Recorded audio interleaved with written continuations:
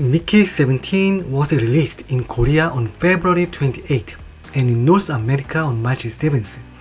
How does the Ship of Theseus paradox, which is central to this story, relate to the salami attack or security chain I deal with in my field of expertise? How does it connect to the paradox of the heap?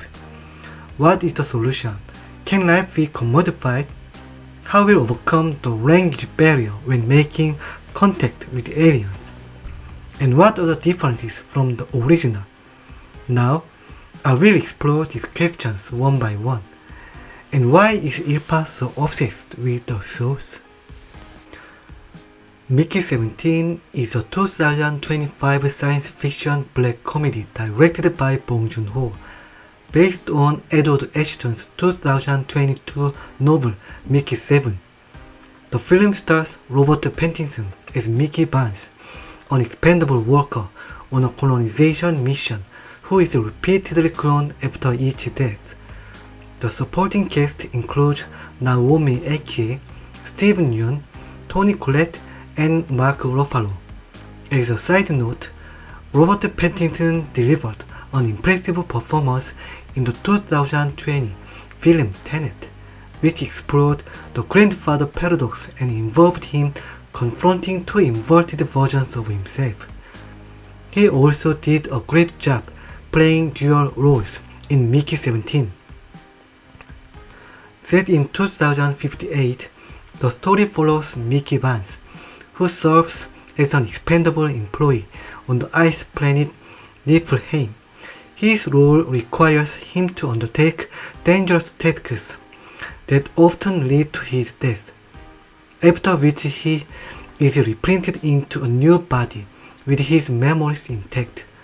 Complications arise when Mickey survives a mission and returns to find that a new clone, Mickey 18, has already been created, leading to existential dilemmas and conflict.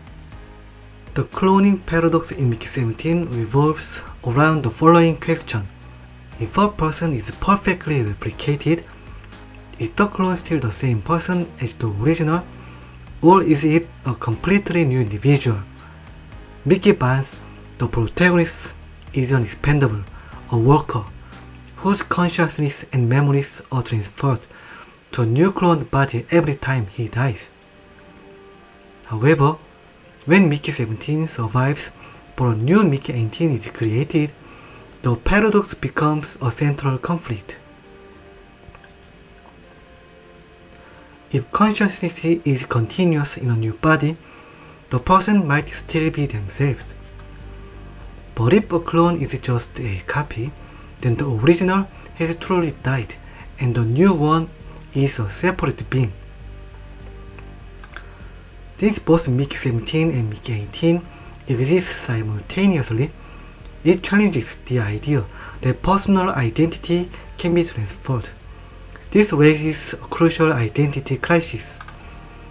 If a clone can be made at any time, does the original matter? If you can create infinite versions of yourself, is any one version real?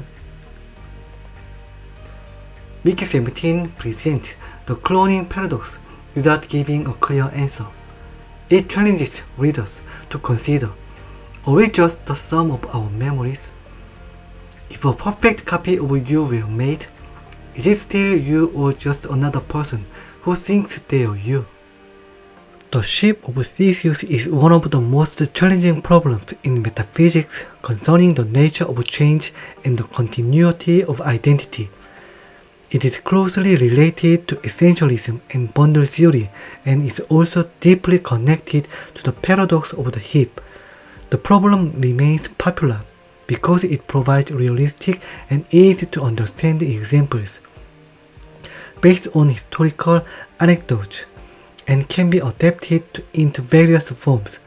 It has significant implications across multiple disciplines and has served as inspiration for numerous works of art and literature. The problem is as follows. After Theseus returned to Athens following his defeat of the Minotaur, the Athenians preserves his ship until the time of Demetrius of Phaleron. Whenever each wooden planks rotted, they replaced them with new, sturdier ones. In essence, the issue is not whether the planks are rotten or whether key parts such as the bow or mast remain intact.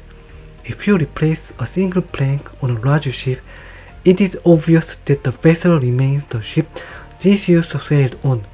Even replacing another plank after a previous repair makes little difference. However, if this process continues until none of the original planks remain, can it still be called Theseus' ship? Thomas Hobbes is known for adding a twist to the Ship of Theseus conundrum. Suppose that as the planks of Theseus' ship are replaced one by one, the reconstructed vessel is called Ship 1.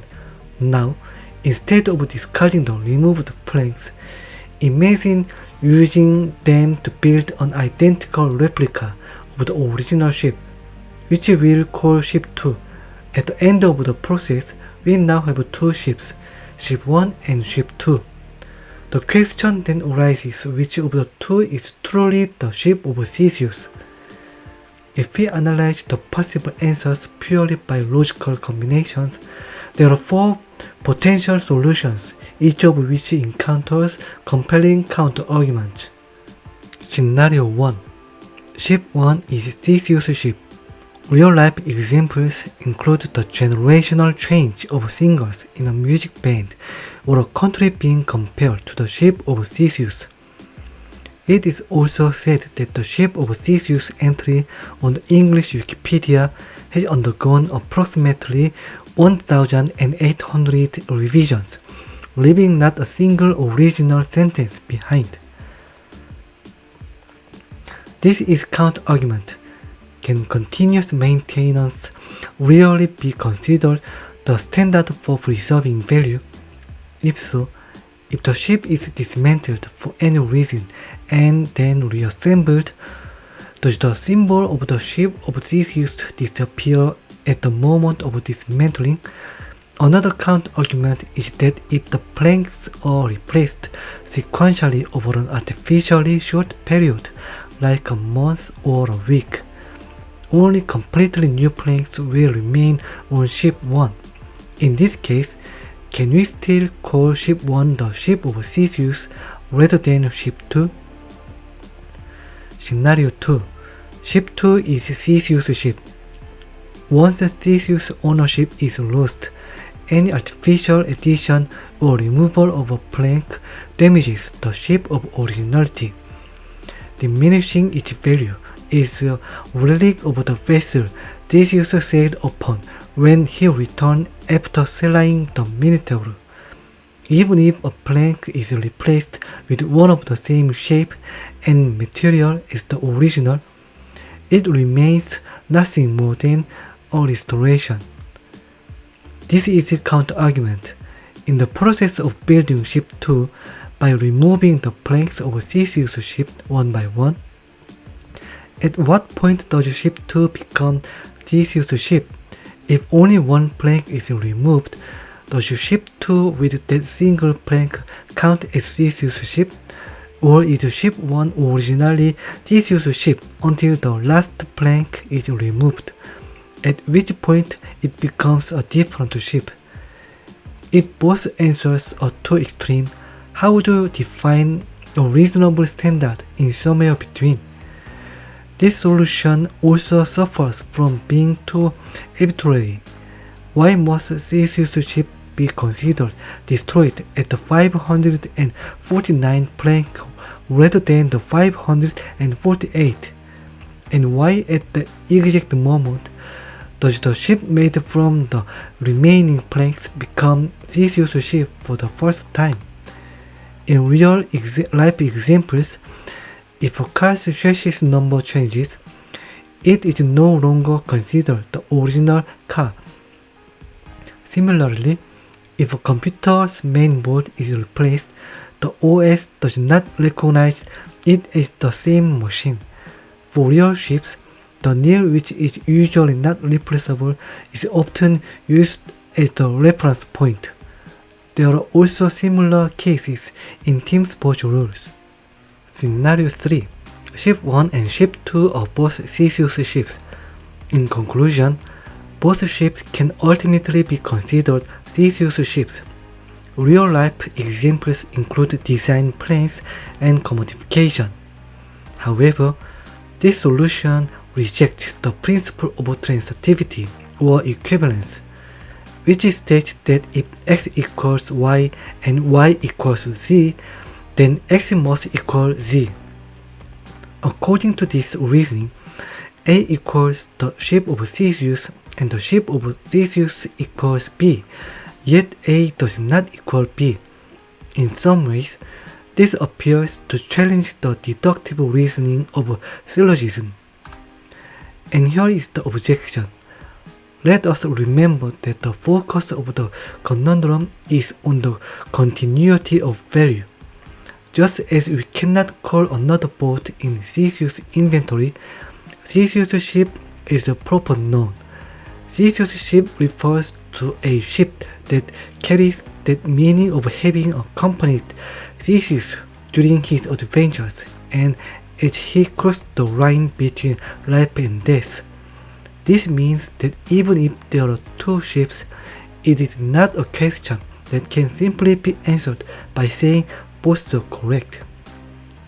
Which ship would Theseus be more attached to? If the two ships were displayed in different museums, could both claim equal legitimacy? Scenario 4. Neither Ship 1 nor Ship 2 are Theseus ships. This is the objection. Consider the following two scenarios. A. The ship of Theseus is simply disassembled and then reassembled, leaving only ship 2. B. The planks taken from the ship of the Theseus are simply burned, leaving only ship 1. In each of the scenarios, A and B, it is highly likely that ship 2 and ship 1 can be considered the ship of Theseus. However, everything in A and B can also be found in the current scenario, so why is it that unlike in A and B, we can say that there is no ship of Theseus in the current scenario?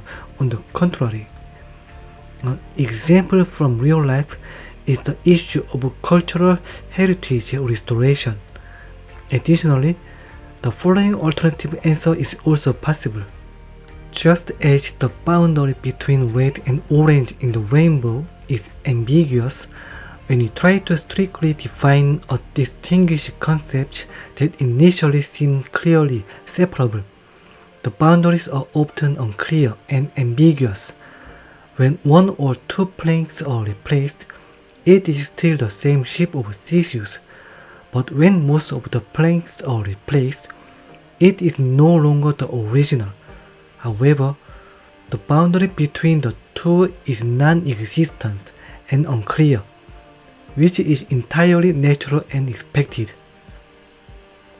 If we say that meaning and concepts are not absolute, it answers this question, but inevitably leads to more complex questions. For example, then what is it that makes us recognize something as the ship of Theseus? Or can we not clarify the definition by setting a standard? As you can see, even though every solution has its own merits and drawbacks, it is not necessarily the right or wrong answer depending on the situation. The idea is to try to solve the dilemma in one's own way. This paradox should not be seen as an attempt to find a simple answer, but rather as a prompt to consider these various philosophical issues. However, these philosophical issues also seem important in the field of computer security, which is my major. A salami attack is a type of cyber or financial fraud that involves stealing small amounts of money or data over time, so that the theft goes unnoticed.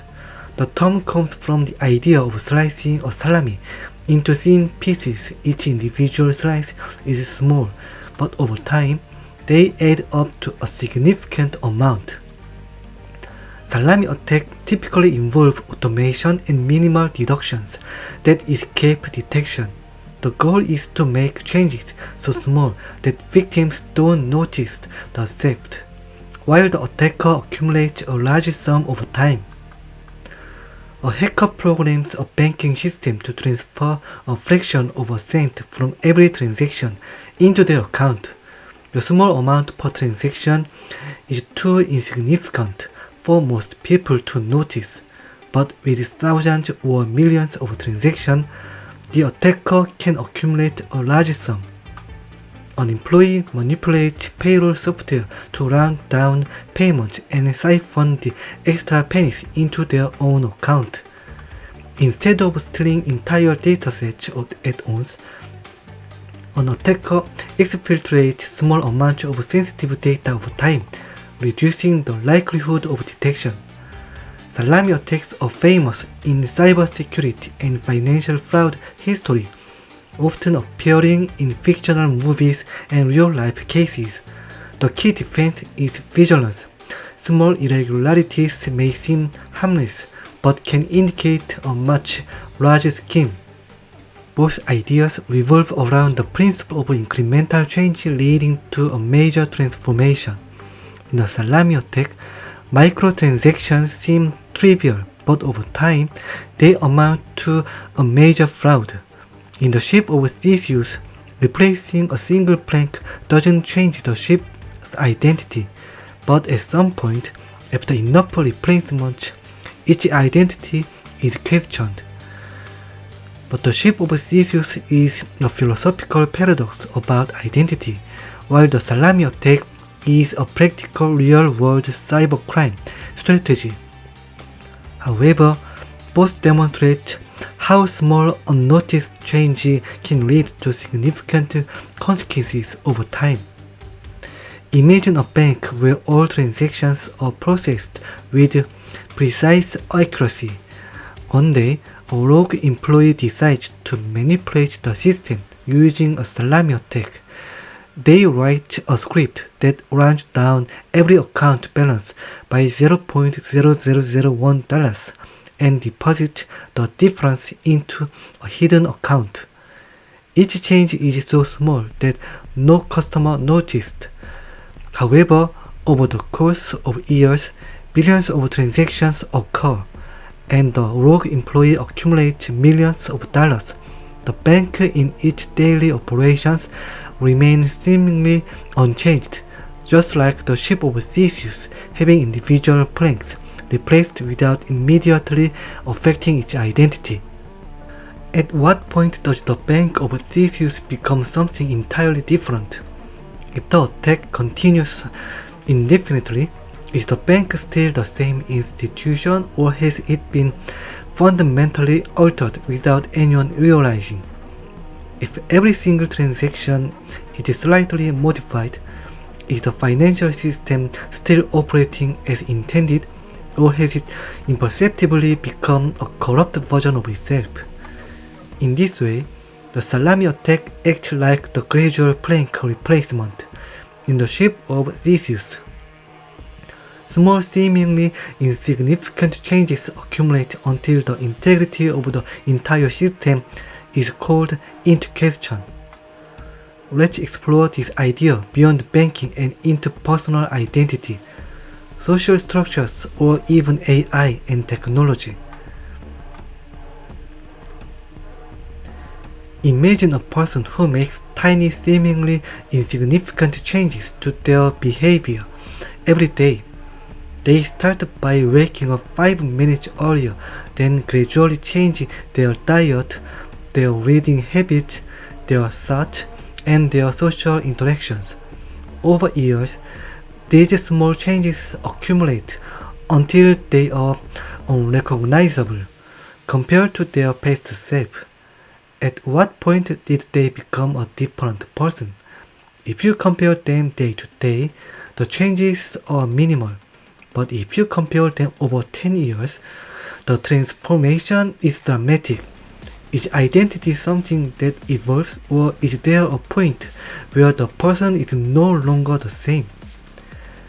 This is like a self-imposed Ship of Theseus psychological salami attack where micro changes create a new version of you over time.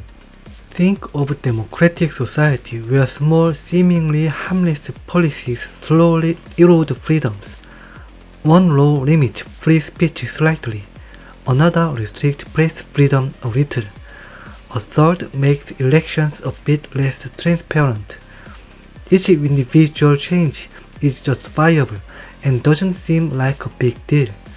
But after decades, democracy is gone. And what point did the nation stop being democratic?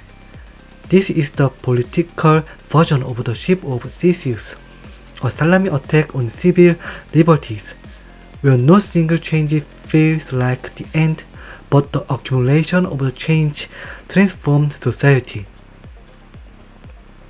Imagine AI replacing jobs gradually. First, it automates small tasks, spell checking, scheduling, translations. Then it starts writing reports, designing graphics, and even making business decisions. Eventually, entire professions disappear, replaced piece by piece by AI. At what point does human labor become obsolete? Just like in the Ship of Theseus, the workforce is replaced little by little. No single moment feels like revolution, but one day, everything is different. The salami attack on jobs is happening without anyone noticing its full impact, until it's too late. Are we all living inside a salami attack? Whether it's personal identity, societal change, or technological evolution, the pattern is the same. Small unnoticed changes add up until everything is different. Are we the same people we were 10 years ago, or have we been replaced one plank at a time? Is our society still the one we knew, or has it shifted imperceptibly under a salami attack? Is AI still a tool, or is it slowly becoming the master? AI isn't taking over jobs all at once, it's doing it on small tasks at a time. Like a slow-moving salami attack on human labor, it doesn't look like a revolution, but over time, the workforce is being sliced away bit by bit. Imagine an office in the year 2000. Humans write reports. Humans answer customer support calls. Humans design graphics. Humans review legal contracts. Fast forward to today 2025. Writing, AI draft report. Customer support, chatbot handle FAQ. Graphic design, AI generates images. Legal review, AI scan contract for error. Each step feels small, like replacing a single plank in the Ship of Theseus. But after enough planks are swapped, is it still the same ship? Likewise, after enough job functions are automated, are we still in the same economy? How AI is eating jobs slice by slice. Step 1. AI is an assistant. AI doesn't replace you, it just helps. For example, Grammarly for writing, AI for scheduling. Step 2. AI does the easy parts. AI writes rough drafts, generates basic code, or design simple graphics. Step 3. AI becomes reliable. People trust AI more and companies realize they don't need as many humans. Step 4. AI takes over. Suddenly, jobs disappear, not in a one big wave, but through tiny unnoticed steps. This is a salami attack on employment, where the workforce isn't replaced overnight, but slowly eroded over time. What happens when the slice of the endgame run out? If we continue replacing small human tasks with AI, at what point do humans become obsolete in the workforce? Some say this will lead to mass unemployment. Others believe AI will create new industries we can't even imagine yet. Will human and AI coexist in the workforce, or will AI replace us completely? At what point will society notice the full effect of this salami attack on jobs? Is this an opportunity for progress or a warning sign of mass disruption? The paradox of the heap arises from the use of ambiguous terms like heap and bald, and is one of the paradoxes that occur as a result. An example is as follows. Imagine pouring a sack of rice in front of you. A heap of rice will be formed. Now, remove 1 grain of rice. Even with 1 grain of rice removed, it is still considered a heap. If you continue to remove 1 grain of rice at a time, it will still be a heap of rice. If this process is repeated, eventually only 1 grain of rice will remain. According to the previous logic, even 1 grain of rice is a perfect heap. In other words, from a sack of rice, an enormous number of heaps can form. Mathematically, this means if n grains of rice make a heap, then n-1 grains of rice also make a heap. This has been proposed in a way similar to mathematical induction. Since a somewhat modern form of mathematical induction is used, the content has also been modernized. Base case, a person with 0 hairs is bald. Inductive step, for any non-negative integer k, if a person with k hairs is bald, then a person with k plus hairs is also bald. This is because it is unlikely that the presence of a single hair would make the difference in whether someone is bald. Therefore, everyone is bald.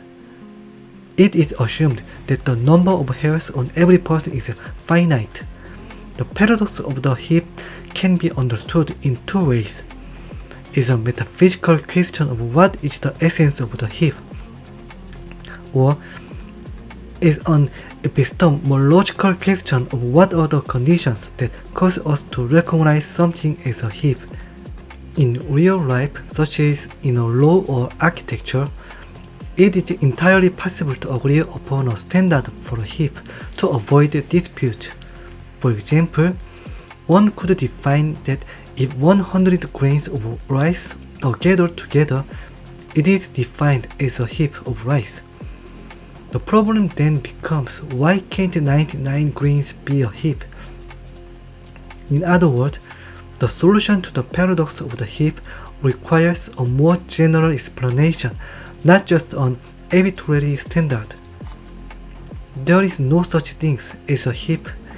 Ambiguous terms like heap and bald are not rigorous concepts in fields like mathematics or physics. Therefore, it is possible to remove all ambiguous terms in an ideal language. In other words, in a strict sense, heap does not exist, and hence the paradox of the heap does not arise. For example, instead of using the term heap of rice, we can only use the term n grains of rice, and this solves the problem. In a loose sense, this aligns with reductionism. Even in teleportation technologies such as the ones in Star Trek, this problem arises. In Star Trek, humans are disassembled at the atomic level, turned into particles, transmitted and then reassembled. Theoretically, once the transmission and reassembly are completed, the human is indistinguishable from the original from a normal perspective. However, in the process of disassembly for teleportation, can the person being teleported still be considered alive? In other words, if the disassembly occurs, consciousness might vanish, and the reassembled person could be considered a copy with the shapes and consciousness of the person who died during the teleportation process. What makes this even more troublesome is that the person being teleported cannot know whether they are the one who teleported or if they were simply cut and pasted from one place to another. If the person dies during the teleportation, they would not have any consciousness of the situation, and even the person who teleported themselves wouldn't know whether their life continued seamlessly, or if the original version died and they are now a clone with only the memories of the original. Even if everyone claims to have successfully teleported, there is no way to confirm which version is correct. The essence of this issue is not a technical problem like the stability of teleportation, but rather a philosophical question about the meaning of life and death, and consciousness and identity. The result is the same whether the person is the one who teleported or merely a copy of the person after teleportation. Since everyone who teleports will naturally believe that they have moved completely, there is no way to distinguish whether the person is the original or a copy where their memories and identity were perfectly replicated during teleportation. Even if the person feels that they retained their sense of self after teleportation, they cannot distinguish whether they received the preserved memories or if they are just a clone with the same memories. What if, like Theseus' ship being rebuilt, a failed teleportation resulted in the duplication of a person? This would lead to countless ethical and philosophical issues related to cloned humans and similar cases. These problems arise because our intuition about the nature of existence collides with reality.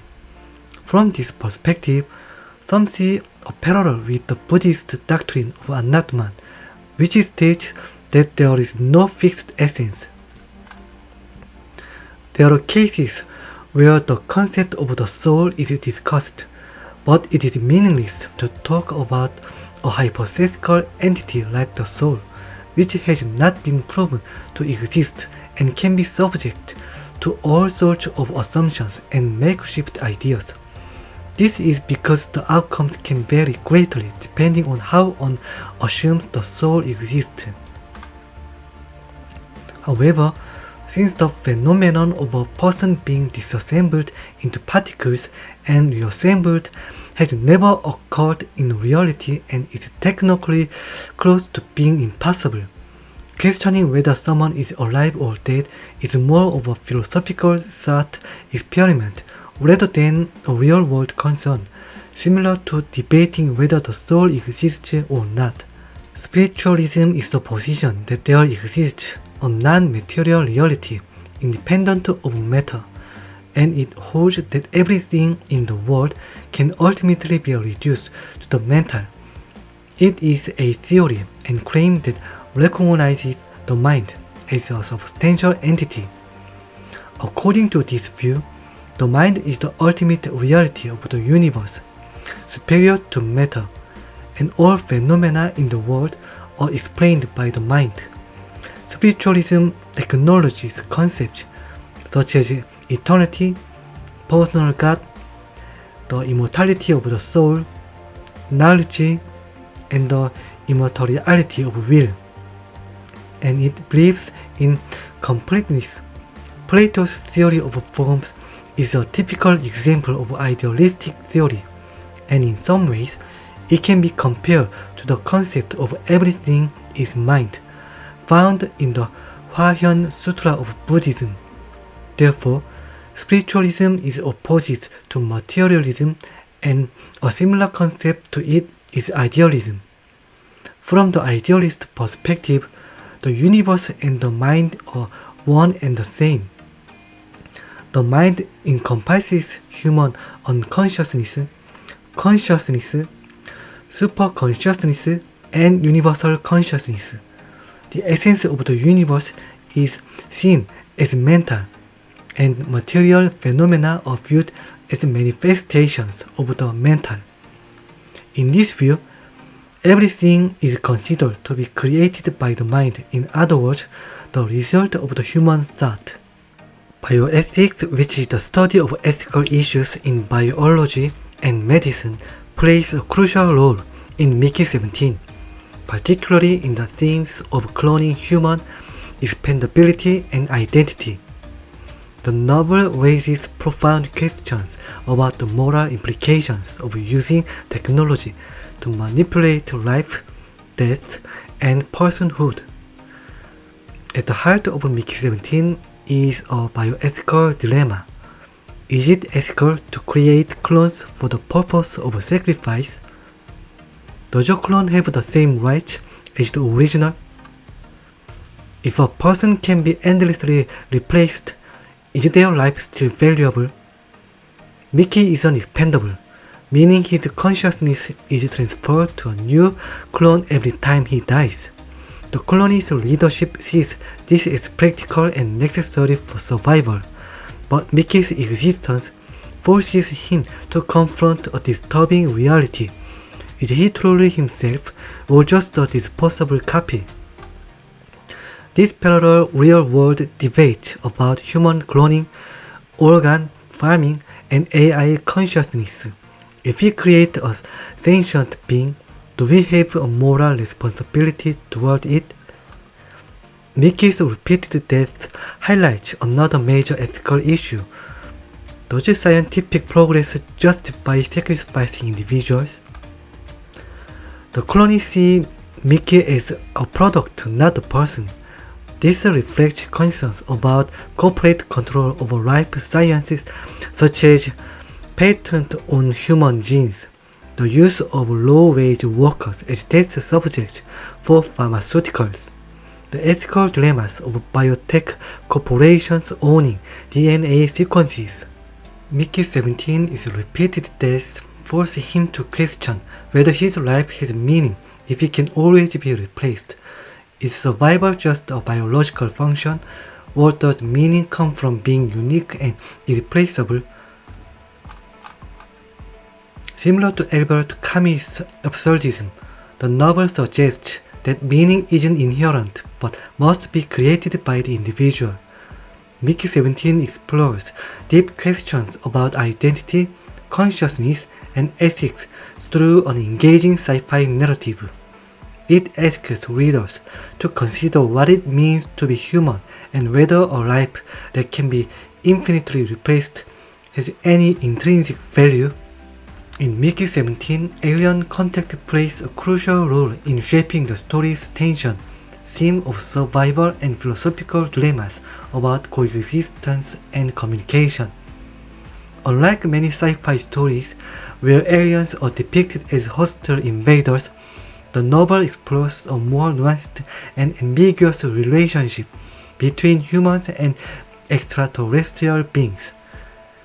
The story represents an existential question about the first contact and fear of the unknown. How should humans approach a new alien species? Do we assume they are hostile, or do we try to understand them? The alien species encountered in Mickey 17 is not immediately aggressive, yet the humans, led by rigid militaristic colony leadership, assume they are dangerous. This reflects a common anthropocentric bias in human history. We fear what we do not understand and often resort to preemptive violence. This theme echoes real-world colonial encounters, where powerful civilizations often misunderstood, feared, and exploited indigenous people instead of seeking peaceful coexistence. The colony's leadership wants to eliminate the aliens before understanding them. Mickey, however, becomes an accidental bridge between humans and aliens, offering a perspective that challenges the shoot-first mentality. This reflects a broader philosophical theme. Should humanity expand into space by force, or should we seek coexistence with other intelligent species? The fear of the other plays into real-world fears of immigration, cultural clashes, and the unknown. A major challenge in Mickey 17 is the lack of a shared language between humans and aliens. Without a common frame of reference, how do two intelligent species communicate? Can meaning exist without shared experience? Or even alien species think so differently from humans that communication is impossible? This dilemma connects to linguistic relativity, Sapir-Whorf hypothesis, the idea that language shapes thought. If an alien's perception of reality is radically different from ours, can we ever truly understand them? This theme is also explored in other sci-fi works like Arrival, based on Ted Chiang's Story of Your Life, where understanding an alien language changes the way humans perceive time itself. Humans assume their way of thinking is superior. The alien in Mickey 17 challenges this by having different forms of intelligence, survival strategies, and communication methods. The film suggests that intelligence may not look the way humans expect, a common idea in discussions about AI, animal cognition, and extraterrestrial life.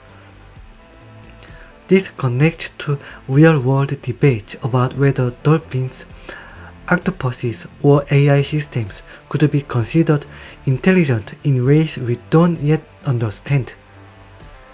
Instead of portraying aliens as monsters, Mickey 17 uses first contact as a way to explore and portray how we define intelligence, how fear shapes our actions, and how communication or the lack of it can lead to conflict. The movie Mickey 17 and the original novel differ significantly in terms of setting.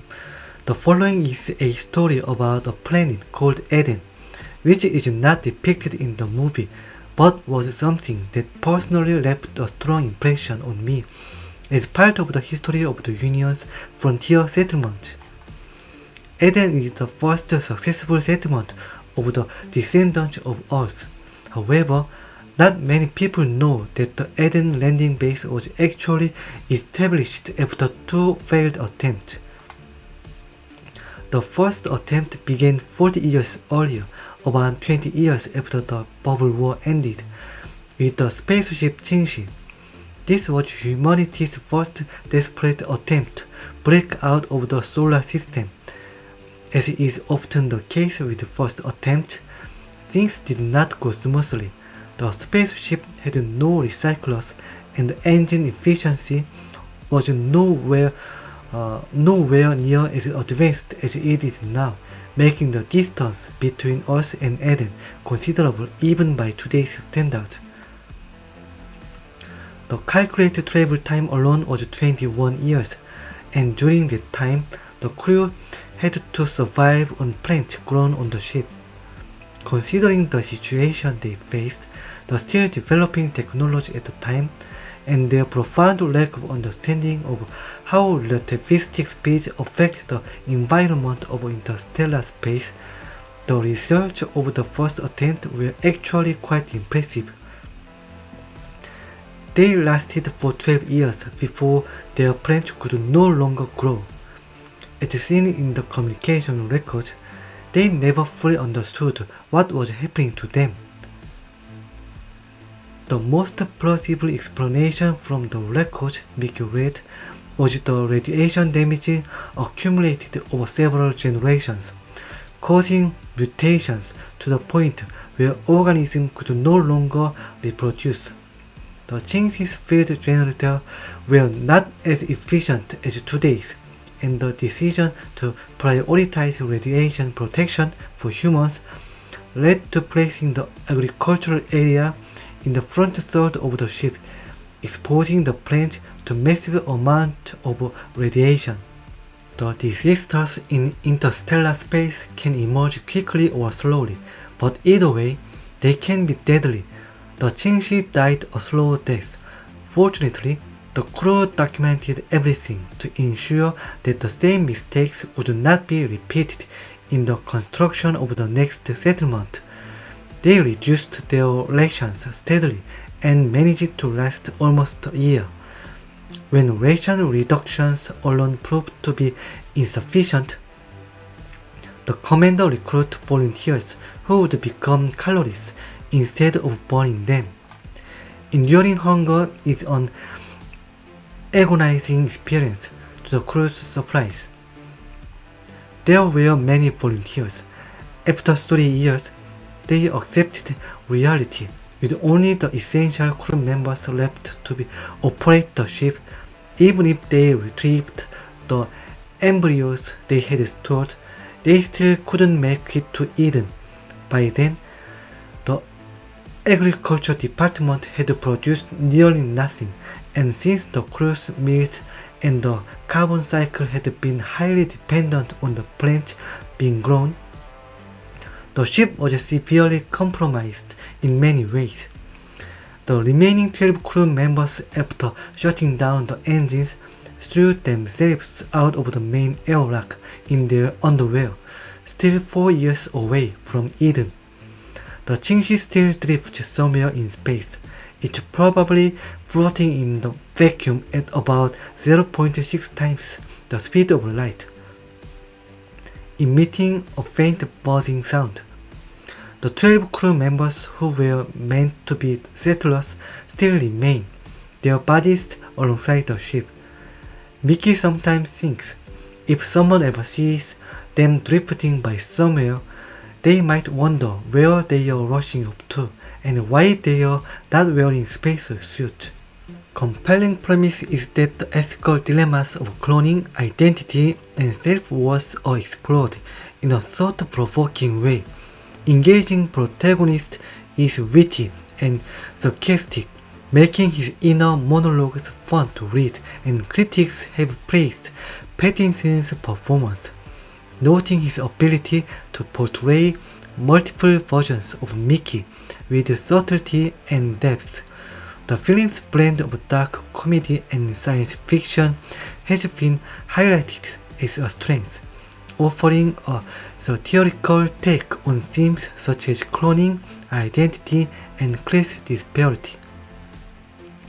But the limited world building is cons, and while the colony setting is interesting, some may find it lacking in depth compared to other hard sci-fi works. And some reviews point out that while the film starts strong, it becomes chaotic as the movie progresses towards the later act with a narrative that feels disjointed.